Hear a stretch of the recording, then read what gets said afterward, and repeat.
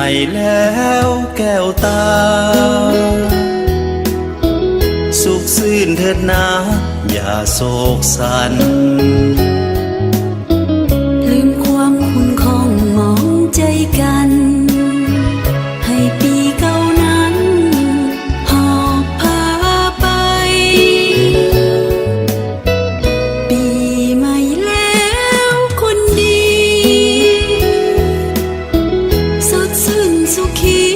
จิตแจ่มใส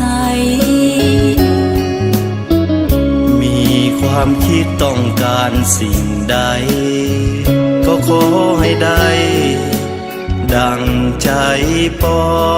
งอายุยืนยาวมันวันนะนั่นขาวผ่องสุขค่ะสุขสมปอง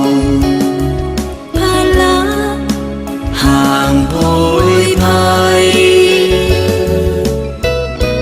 ปีใหม่แล้วแก้วตาหากเขานั้นนะจงแจ่มใสเดือนปีผ่านคนหมุนเวียนไปหาเขาอย่าได้เปลี่ยนไปตาม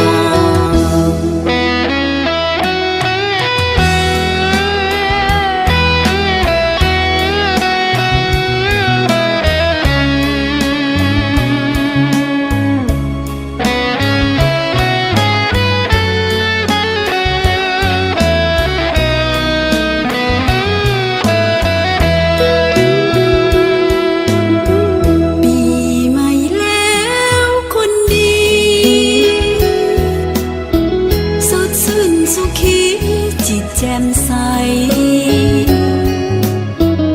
มีความคิดต้องการสิ่งใดก็ขอให้ได้ดังใจปองอายุยืนยาวมันวันนะนั่นขาวผ่องสุขค่ะสุขสมปองห่างโพยภัยปีใหม่แล้วแก้วตาหากเขานั้นนะจงแจ่มใสเดือนปีผ่านคนหมุนเวียนไปหาเขาอย่าได้เปลี่ยนไปตา